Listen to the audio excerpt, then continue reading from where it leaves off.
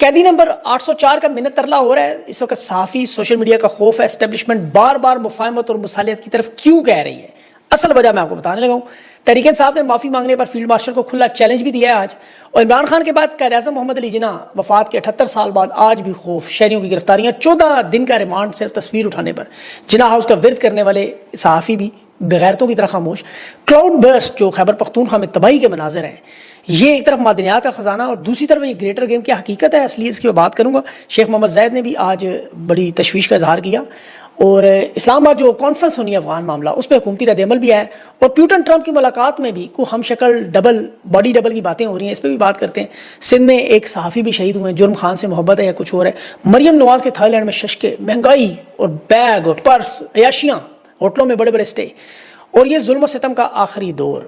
اس وقت دیکھیں, سب سے پہلے $200 ارب لانے تھے, آپ کو یاد ہوگا. اب $2 ارب تک بات آ چکی ہے, اور ہو سکتا ہے کچھ عرصے بعد کارن فلیکس کے ڈبے بیچ کے کہہ رہے ہیں امریکہ کو قرضہ بھی دیں گے. اصل بات مصالحت مفاہمت کی کہ معافی مانگ لے عمران خان, رٹ لگی ہوئی ہے. حقیقی معنوں میں انہیں اب نظر آ گیا کہ 2022 کی جو واردات کی ہے وہ الٹے کی ظاہر ہے, اللہ کا نظام ہے. انہیں پتہ یوکرین کی جنگ بند ہونے کے بعد نہ صرف روزی روٹی بند ہونی ہے بلکہ اقتدار کو دھچکا لگنا ہے. یہ جو ابھی آپ کو بڑے بڑے دعوے نظر آ رہے ہیں نا کہ ہم تو سپاہی ہیں, کسی عہدے کی خواہش نہیں, یہ بالکل وہی بیانات ہیں جو جنرل ضیاء خان کے تھے. وہ بھی کہتا تھا میں سیاستدان نہیں ہوں, میں ایک سپاہی ہوں, کوئی عہدے کی خواہش نہیں, میں تو شہید ہونا چاہتا ہوں. یہ اور بات ہے بھائی صاحب, بھاگے. یہاں تو بھائی کا خیر رتبہ ملنے کے بعد شہادت کی خواہش نظر آ رہی ہے, لیکن یہ ناجائز اقتدار کی جو آپ کو پتہ ہے سکوت ڈھاکہ والا معاملہ, مجھے وہ حالات کیوں نظر آ رہے ہیں کہ مصالحت اور معافی کی جو بات کی جا رہی ہے کہ جی ہم آپشن دے رہے ہیں, پھر نہ کہا جائے مارشل لا لگا دیا, ناجائز اقتدار پہ قبضہ کر لیا, لمبا ہو گیا معاملہ. شاید اسلم صاحب نے بھی خبر دی کہ تحریک انصاف کی ایک اہم شخصیت جو میرے خیال میں زبیر عمر ہو سکتے ہیں, ابھی میں نے تحقیق نہیں کی اس پہ کیونکہ ان کے تعلقات بڑے ہیں, کہ جی ابھی حالیہ دنوں میں چیف آرمی اسٹاف سے ملے, انہوں نے یہاں تک کہا بیٹا اپنے لیڈر کی بات کرنی ہے تو وہ ہے دروازہ. اور پھر شاید اسلم صاحب نے کہا کہ باقاعدہ گالی دے کر کہا کہ مجھے اب 10 سال تک وہ باہر نکل کر دکھائے. یہ اصل میں ذہنی کیفیت ہے جو اقتدار کے آخری دنوں میں نظر آئی. آپ جنرل باجوہ کا 10 سال کا منصوبہ بھی آپ کو یاد ہو, ذہن میں تو وہی تھا. آپ جنرل ضیاء, آج آپ کو پتہ ہے اس کی برسی بھی ہے, آج ضیاء خان اس کے بھی حالات ہیں. ان سب کے اب اخبارات اٹھائیں اس دور کے. ضیاء خان کہتا تھا میں پوری قوم کو بچاؤں گا, مشرقی پاکستان میری ہتھیلی پر ہے, میں پاکستان کا مقبول ترین رہنما ہوں. وہ اپنی محفلوں میں تقریروں میں کیا کہتا تھا, ہم لڑائی جیت چکے ہیں. سکوتر ڈھاکہ سے 48 گھنٹے پہلے تک اس کے بیانات تھے کہ میری فوج کبھی سرنڈر نہیں کرے گی. وہ ایک نیازی 16 دسمبر کو سرنڈر سے پہلے کیا کہہ رہا تھا, BBC پہ وہ ڈاکومنٹریز دیکھی ہوگی آپ نے, کہ ہم قبرستان بنا دیں گے, ہتھیار نہیں ڈالیں گے. لیکن جب دستاویزات پر دستخط کر رہا تھا کہہ رہا ہے میں قوم کے لیے قدم اٹھا رہا ہوں. جنرل جگجیت سنگھ اروڑا کے سامنے ہتھیار ڈالتے ہوئے. جنرل ضیاء الحق جس کی آج برسی ہے, اقتدار کے آخری دن اس کے دیکھیں گے, مارشل لا کے جمہوری شکل کو دینے کے لیے 10 سال کا ترقیاتی منصوبہ بنا کر بیٹھا ہوا تھا کہ وہ میں بہاولپور سے واپس آ کے نئی سیاسی کابینہ دوں گا. 37 سال پہلے جب جہنم واصل ہونے سے پہلے 2.5 مہینے پہلے اس نے پارلیمنٹ تحلیل کر کے جنیجو کو برطرف کیا. اس نے کہا جی میرا مکمل کنٹرول ہو گیا, اب یہ نظام 10 سال چلے گا. وہ سارے صحافی کہتے 10 سال کے لیے بیٹھ گیا. جی ہوا کیا, آموں کی پیٹی. پرویز مشرف نے کہا تھا میرے 5 سال کا نیا ڈیولپمنٹ پلان تیار ہے, ایشین ٹائیگر پاکستان کو بناؤں گا. اور یہ صرف انہوں نے نہیں, دنیا کے ہر آمر اور ڈکٹیٹر نے آخری وقت میں تحقیقت ماننے سے انکار کیا, اور یہی نشانی ہوتی ہے ان کے اقتدار کے اختتام کی. جنرل ایک نیازی بھی کہتا تھا شہید ہونے کے لیے میں تیار ہوں. بنگلہ دیش کی عوام کو کہتا تھا شیخ مجیب اگر دل سے معافی مانگ لے جان بخش دوں گا. یہ اور بات ہے, اصل معاملہ ہوا تو معافیاں یہ مانگتا رہا, سرنڈر کر کے مغربی پاکستان سے یہ بھاگا. اب پوری قوم کو ان کی واردات کا پتہ چل چکا ہے. دیکھیں 2 سال سے اب جناح ہاؤس تحریک انصاف جلانے کا الزام سنتے رہے, غداری, دہشت گردی, کہ قائد اعظم کا گھر جل گیا. آج تحریک انصاف کے لوگوں نے قائد اعظم کی صرف تصویر اٹھائی تو گاڑیوں کے نیچے کو چلے جا رہے ہیں. تو یہ ان کا نظریہ ہے, صرف قائد اعظم کی تصویر اور پاکستان کا جھنڈا اٹھانے پر بزرگ لوگوں کو 14 دن کے جسمانی ریمانڈ پر. یہ پریشان ہے انٹرنیشنل تبدیلیوں سے. یہ جو انٹرویوز آپ کو کل سہیل وڑائچ کا نظر آیا نا, اب وڑائچ صاحب چونکہ اپنے بیدے سے سوچتے ہیں, ان کو اللہ نے 2 ہاتھ تو ضرور دیے ہیں, یہ 2 ہاتھوں سے ہر دور کے ڈکٹیٹر کی مالش کرتے ہیں. زبان کے ساتھ تو یہ صرف چاٹتے ہیں, میرا مطلب پیر, ہاتھوں کے ساتھ یہ جسم کو سہلاتے ہیں. کہ یہ 2 ہاتھ جو اسلام آباد میں بھی وہ لگائے گئے تھے وہ نہیں کہتے. پہلے انہوں نے انٹرویو کال کیا, آج نیا پیغام لے کے آئے گئے, معافی جب تک نہیں مانگیں گے معاملہ حل نہیں ہوگا. اور معافی کے معاملے پر عمران خان کا تو بڑا واضح موقف ہے, آپ کو پتا ہے کہ 9 مئی کی CCTV فوٹیج لے آؤ, جوڈیشل کمیشن بنا لو, اگر منصوبے میں میرا کردار ثابت تو میں معافی مانگ لوں. بڑا آسان سوال ہے, مشکل کیا ہے, لیکن کہاں سے لائیں CCTV footage? False flag operation خود کروایا, اور غرور میں ڈوبے ہوئے ہیں, طاقت کے نشے میں بدمست ہیں, خدائی لہجوں میں جو احکامات دے رہے ہیں, سر جھکاؤ, معافی مانگو, نعوذ باللہ ہم آدم علیہ السلام کے مقابلے میں ہیں اور تم معافی نہ مانگ کے شیطان بنے, یہ فتوے دیے جا رہے ہیں نا. ان پر مصالحت اور مفاہمت کے اب دوسرے پیغامات آ گئے. کل رد عمل جو پورے پاکستان سے انہیں ملا, پیروں کے نیچے لکھا وڈیالہ جیل, معافی کا پیغام خان کا, کہ وہ جوتے کی نوک کے اوپر بھی نہیں, پشاوری چپل کے اوپر بھی نہیں, پیروں کے نیچے معافی. تو یہ جو نیا پیغام آیا اب ہمدرد بن کے دیکھیں ذوالفقار علی بھٹو کی مثال دیکھیں، وہ جی 2/3 اکثریت تھی، جی ایچ کیو میں بلا کے مارشل آرٹ ایڈمنسٹریٹر بنایا گیا، صدر بنایا گیا، پھر دیکھیں ضیاء الحق قومی جرنیل ناراض ہوا تو اقتدار سے کیسے اتارا، قید کیا، بدنام زمانہ، غیر مقبول تھا ضیاء الحق لیکن 10 سال قبضہ کر گیا، جیت گیا۔ تو یہ لڑائی جدوجہد سیاسی جدوجہد چھوڑیں، آپ بھی مفاہمت مصالحت کی طرح ہیں۔ اور یہ کہتے رہے جی ہم تو بھٹو کو بھی اس دور میں سمجھاتے رہے، وہ نہیں مانا، سپریم کورٹ بھی بکی تھی، پارٹی بھی بکی جیسے آپ کی ہے، اور پیپلز پارٹی نون لیگ ہماری بات مان گئی۔ دیکھیں کتنے سمجھدار تھے، اسٹیبلشمنٹ سے لڑائی جھگڑا چھوڑ کے مفاہمت کے اقتدار میں آ گئے، حکومت بھی مل گئی، سیاست بھی مل گئی، موجیں ہی موجیں، آج یہ حکومت میں عملی سیاست کر رہے ہیں، کامیاب ہیں۔ خان صاحب آپ بھی انقلاب چھوڑیں، یہ ملک کی معیشت دیوالیہ نہیں ہوگی، ٹرمپ مدد نہیں کرے گا، جج بھی بکے ہوئے ہیں، پارٹی بھی آپ کی بکی ہوئی ہے، تو آپ کی بددعاؤں سے دشمن کی توپوں میں کیڑے نہیں پڑیں گے، آپ کے ساتھ بھی بھٹو والا کام ہو سکتا ہے، آپ پارٹی کے سپورٹر مایوس ہو جائے۔ یہ سہیل وڑائچ صاحب مسلسل سارے سے دھمکیاں بھی دے رہے ہیں بھٹو والا انجام کہ جی معافی تلافی کریں، اسٹیبلشمنٹ کے کے ساتھ حکومت بنائیں، اور خود عمران خان کہتے تھے یو ٹرن بڑا اچھا ہے، تو ہم لے سہیل وڑائچ صاحب کہ یہ حکومت کو فری ہینڈ دے کے اسٹیبلشمنٹ کو گلے شکوے دور کریں، سب ٹھیک ہو جائے گا، ورنہ کسی معجزے کا انتظار کریں، حادثے کا جیسے ضیاء الحق کا ہوا۔ پھر سے یہ بھی کہا کہ جو صحافی ہیں، جو سوشل میڈیا پہ ہیں، جو یوٹیوبر ہیں، یہ اصل میں پارٹی کے چیئرمین ہیں، اور عمران خان جیل میں بیٹھ کے شاید عمران ریاض، صابر شاکر، موہت پیرزادہ ان کی باتیں سن کے جو ہے وہ جو سہیل وڑائچ، منیف فاروق، جاوید چودھری، یہ سارے لوگ بات کرتے ہیں۔ اصل میں ان کا قصور نہیں ہے، حقیقت میں ان کا قصور نہیں ہے۔ میں نے بڑے دوست دیکھے، تاریخ کے پڑھتا رہا کہ یہ طاقت کو، فوج کو، خزانے کو، حکومت کے نظام کو سمجھتے ہیں، اور ہر اس دور کے نظریے پہ کھڑے لوگوں کو ڈراتے ہیں۔ یہ اگر غزوہ بدر میں ہوتے تو رسول اللہ صلی اللہ علیہ وسلم کو مشورہ دیتے کہ آپ تو 313 ہیں، یہ 1000 کی فوج ہے، آپ کے پاس زیادہ تر غلام ہیں جنہوں نے کبھی تلوار نہیں اٹھائی، آپ کیسے جیتیں گے؟ آپ ابو جہل کے ساتھ صلح کریں، مفاہمت کریں، اقتدار میں حصہ لیں۔ یہ امام حسین علیہ السلام کربلا کے وقت میں ہوتے، اور تھے بھی اس میں بڑے بڑے نام شامل تھے، حقیقت ہے، کہتے تھے کوفہ جانے کی ضرورت نہیں ہے، یزید بہت طاقتور ہے، 3 براعظموں میں حکومت ہے، اس کے ساتھ اتنی بڑی فوج ہے، آپ کے ساتھ تو کوئی بھی نہیں ہے۔ نواسہ رسول صلی اللہ علیہ وسلم، آپ اللہ اللہ کریں، مسجد میں بیٹھ کے دین پھیلائیں، آپ کا یہ کام کیا ہے؟ یہ قائد اعظم کو بھی کہتے تھے کانگریس میں جائیں، اقتدار بنائیں، الگ ملک بنانا ناممکن ہے۔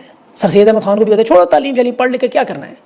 علامہ اقبال نے جب الگ اسلامی ریاست کا خواب دیا تو انہوں نے کہا یہ شاعر ہے، اس کا حقیقت سے کیا تعلق ہے، انہیں کیا پتہ ہے۔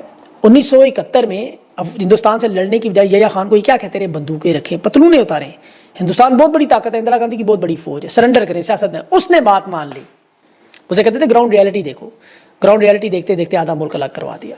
جنرل ضیاء الحق کی سیاست یہ بچاتے رہے۔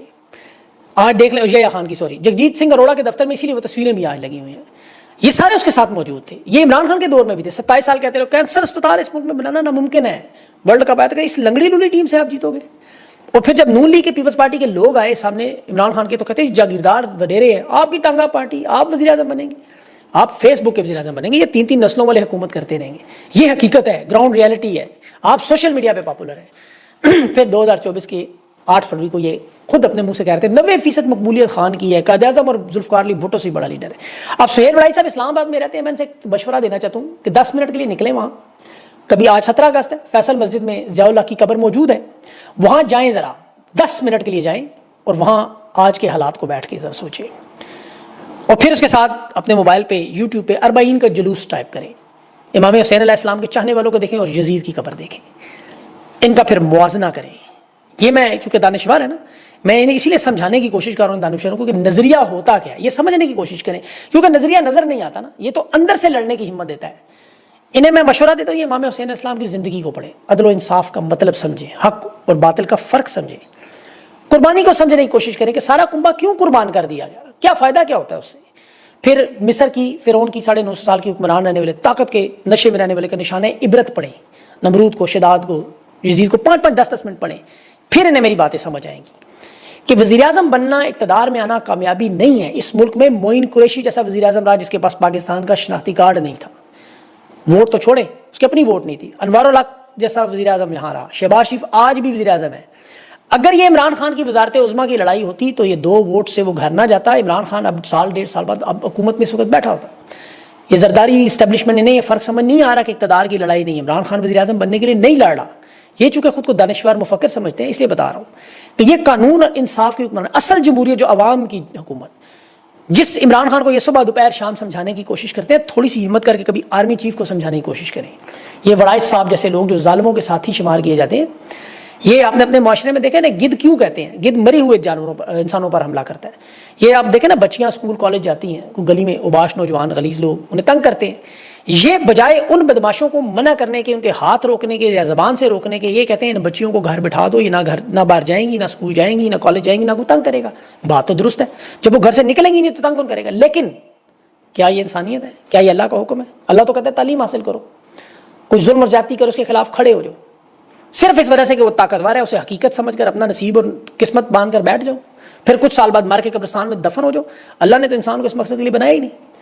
یہ جو سہیل وڑائچ کہتا ہے نا یوٹیوبر صحافیوں کی عمران خان سنتا ہے، اس کے پاس تو پی ٹی وی اور اخبار بھی نہیں ہے۔ عمران خان اللہ کی سنتا ہے قرآن پاک میں، اس کے پاس یوٹیوب نہیں ہے، اس کے پاس قرآن پاک موجود ہے، یہ بھی جانتے ہیں، وہ پڑھتا ہے۔ سہیل وڑائچ بھی پڑھے، سورہ نساء جیل میں عمران خان نے پڑھی ہے، اللہ نے صاف صاف کہا ہے کہ تمہیں کیا ہو گیا اللہ کی راہ میں ان کمزور مردوں، عورتوں اور بچوں کے حق میں جہاد نہیں کرتے جو دعا کرتے ہیں کہ اے ہمارے رب ہمیں اس بستی سے نکال دے جہاں کے لوگ ظالم ہیں۔ وڑائچ صاحب جیسے لوگ 2 منٹ کے لیے قرآن پاک کھولیں، سورہ نساء آیت نمبر 75 پڑھیں کہ ظلم کے خلاف کھڑا ہونا ایمان کا حصہ ہے، سورہ بقرہ کی آیت نمبر 279 پڑھیں کہ مت کرو ظلم اور نہ ظلم سہو۔ یہ عمر کے اس حصے میں ہے کہ ان کا وقت قریب ہے سب لوگوں کا، ہو سکتا ہے میں ان سے پہلے مار جاؤں، لیکن جب یہ دنیا میں نہیں ہوں گے، اپنے رب کے سامنے جائیں گے تو اس قرآن پاک کی آیتوں کو، احادیث کو، اپنے ایمان کا کیسے سامنا کریں گے؟ یہ جو کچھ عمران خان کر رہا ہے وہ اقتدار کے لیے تو نہیں کر رہا، یا جو ہم سب لوگ اس کے ساتھ کھڑے ہیں یہ اس کے اقتدار کے لیے نہیں کھڑے، آخرت کے لیے اپنی کھڑے ہیں، اپنا ہمارا غرض ہے۔ یہ جو معافی کی بار بار باتیں کرتے ہیں انہیں بھی سمجھ آ جائے۔ انقلاب ایران میں ایک جرنیل کو ایرانی ٹی وی پر لا کے اعتراف کروایا کہ کتنے ایرانی تم نے مارے، وہ اعتراف کرتے تھے، معافی مانگتے تھے، اور پھر سریعام لائیو ٹی وی پر انہیں انجام تک پہنچا دیں۔ صدام حسین کو دیکھیں، قذافی کو دیکھیں، 25 سال اقتدار میں، ذرا پڑھے تو صحیح نا انجام ان کا ہوا کیا ان کے ساتھ۔ یہ بار بار کہہ رہے جی معافی مانگ لیں، اقتدار چھوڑ دیں، یہ معافی کیوں نہیں مانگتے، اقتدار کیوں نہیں چھوڑتے؟ یوٹیوبر سوشل میڈیا نے کچھ بھی نہیں کیا۔ یہ کیا ایوب خان کا جو مارشل لا لگا تھا فاطمہ جناح پر، جو ظلم و ستم ہوا تھا، کیا فاطمہ جناح کو یوٹیوب نے سکھایا تھا اس وقت؟ یہ مشرقی پاکستان یوٹیوبر سے الگ کروایا۔ جنرل یحییٰ خان نے ان کی بات مانی تھی یا شیخ مجیب ان کی سنتا تھا؟ بھٹو کو پھانسی یہ عمران ریاض، صابر شاکر، صحبی کاظمی کے ویلاگز کی وجہ سے ہوئی؟ یا مارشل لا لگا کے جو 10 سال قبضہ ضیاء الحق نے کیا وہ ان کی باتیں مانی، یا مشرف یہ مانتا تھا؟ ان کی نہیں، آپ جیسے لوگوں کی وہ مانتے رہے۔ یوٹیوبر ہے اور یہ سارا سوشل میڈیا اس دور میں ہوتا تو شاید یہ تباہی بربادی ہوتی نا۔ اللہ کرے نہیں یہ باتیں سمجھ آ جائیں، معافی خان نہیں مانے گا، کبھی بھی نہیں مانگے گا۔ اگلا اہم معاملہ جو کے پی گلگت بلتستان پورا ڈوبا ہوا ہے اور بڑا افسوسناک معاملہ ہے، لیکن اس میں تھیوریاں آ رہی ہیں، میں کچھ پر ذاتی طور پر متفق نہیں ہوں، لیکن چونکہ یہ ظاہر سازشی تھیوریاں نے کہا جاتا ہے، فیصلہ تو آپ نے کرنا ہے، اور یہ زبان زد عام معاملہ ہے کہ یہ جو بڑی طاقتیں کلائمیٹ انجینئرنگ کے ذریعے موسم کو کنٹرول کرتی ہیں، کہ ان کے پاس ہائی فریکوینسی ایک ایکٹیو رورل ریسرچ پروگرام ہے، امریکہ میں 1993 میں شروع ہوا تھا، سرچ کریں زمین کے اوپر جو سگنل سیٹلائٹ کمیونیکیشن کے فضا کے اوپر۔ اب یہ ظاہر ہے سازشی تھیوریاں کلاؤڈ برسٹ والی، جو کہ سیلاب میں، خشک سالی میں، موسم کو کنٹرول کرنے، زلزلے یا طوفان کے لیے ایک فوجی ہتھیار کے طور پر استعمال۔ پاکستان میں بھی اس کے واضح ثبوت نہیں ہے، لیکن 2014 میں امریکی ایئر فورس کو باقاعدہ وہاں بند بھی کیا، یونیورسٹی آف الاسکا میں ریسرچ بھی ہوتی رہی۔ اصل معاملہ موسم کو کنٹرول کرنا کیوں ہے؟ دیکھیں خیبر پختونخوا میں $8 کھرب کی معدنیات آپ سن چکے ہیں، 6 کروڑ کی آبادی کا ملک ہے، یہ اسے بارود سے، گولوں سے، گولیوں سے تب نہیں روک سکے ابھی تک، 25 سال ہو گئے، نہ بلوچستان نہ کے پی کنٹرول نہیں ہو رہا، معدنیات نکالنا تو بڑا دور ہے۔ اب یہاں اچانک کشمیر میں، گلگت میں اور کے پی میں یہ کلاؤڈ برسٹ ہو جاتا ہے، خیبر پختونخوا پورا تقریباً ڈوب جاتا ہے، تو یہ وفاقی حکومت کوئی مدد بھی نہیں کرتی، فوٹو سیشن کیا تک ٹھیک ہے، عملی طور پر وہ الگ ہے کے پی سے بالکل۔ یہ ایک ہیلی کاپٹر تھا ان کا کے پی کا، وہ بھی امدادی کارروائیوں میں آپ کو پتہ عملہ بھی شہید ہو گیا، گر گیا وہ۔ اب ماضی دیکھیں، میں دیکھتا ہوں جب حکمران جو مسلط کیے اپنے پاؤ گوش کے لیے، انہوں نے 1 لاکھ پاکستانی مشرف نے شہید کروا دیے، $200 ارب کا نقصان اس وقت لگ، ضیاء الحق نے افغان جہاد میں پاکستانی سارے مروا دیے، وہ بھی اب اپنے اقتدار کے لیے۔ تو یہاں دیکھیں دنیا کے میں ممالک دیکھ رہا تھا جہاں جہاں قیمتی وسائل موجود ہیں وہاں نہ صرف دہشت گردی ہے بلکہ موسمی اور قدرتی آفات بھی سب سے زیادہ ہے۔